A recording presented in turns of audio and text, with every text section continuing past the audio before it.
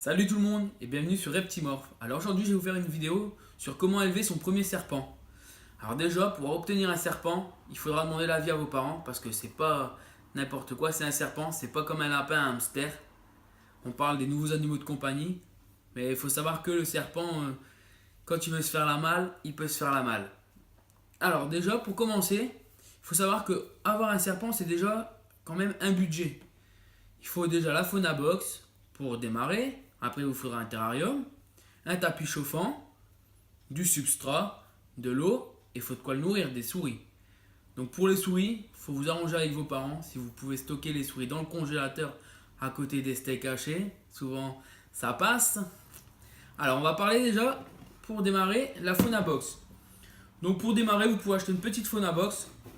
C'est une dizaine d'euros.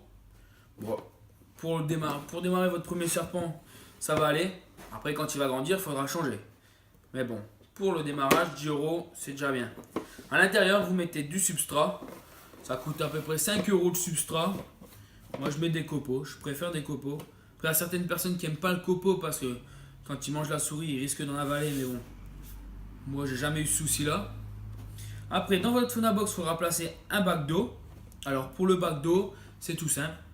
Moi, je mets un pot à yaourt en verre que je remplis d'eau.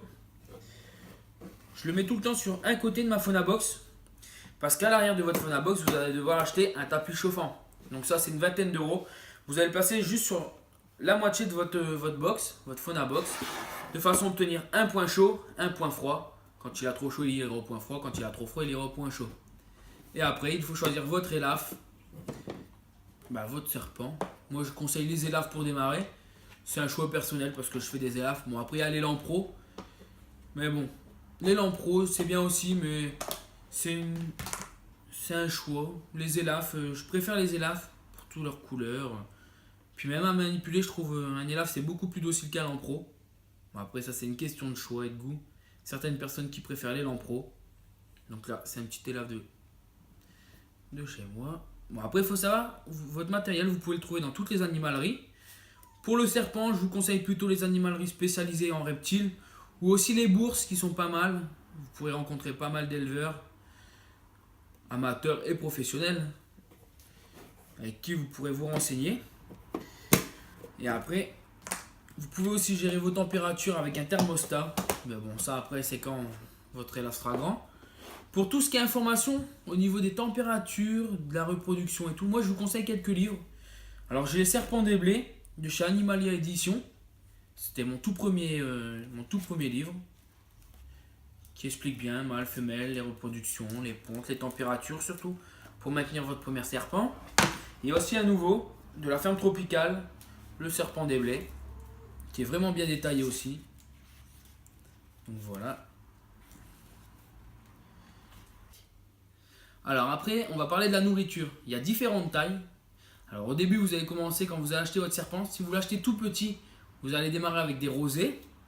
Après, au fur et à mesure qu'il va grandir, vous allez passer sur du blanchon, de la sauteuse et de la souris adulte. Et pour les gros adultes, les souris XL. Mais bon, ça après, c'est une question de choix. Après, moi, je vous conseille de tout le temps démarrer. C'est avec un petit, un juvénile. Au moins, vous le voyez grandir, évoluer. Vous pouvez changer ses couleurs. Vous le voyez muer. Et il va grandir avec vous. Vous allez l'habituer à être manipulé. Et il va s'habituer à vous. Après, si vous voulez aller plus vite, c'est vrai qu'un serpent, c'est assez long à grandir. Il faut 3 ans à peu près pour faire un serpent adulte. C'est long, mais au moins vous voyez vos animaux évoluer. Donc, pour un serpent, il faudra le nourrir 2 fois. Moi, je préconise 2 fois par semaine. Certaines personnes, ils vont vous dire 1 fois. Donc, on démarre avec un rosé. Quand il va grandir, je passe sur 2 rosés. Après, on va passer sur du blanchon, de la sauteuse et de la souris adulte. Mais vous avez le temps de venir voir. Et pour tout ce qui est budget, on récapitule ensemble.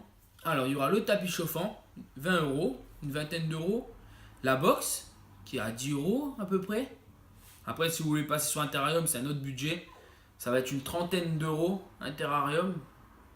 Après, on va passer sur le substrat, c'est 5 euros. Ça, le substrat, si vous avez un seul serpent, vous en aurez un moment, au moins 6 mois, vous serez tranquille. Après, on va passer sur le budget serpent. Donc ça dépend les coloris, les phases. On va compter une trentaine d'euros.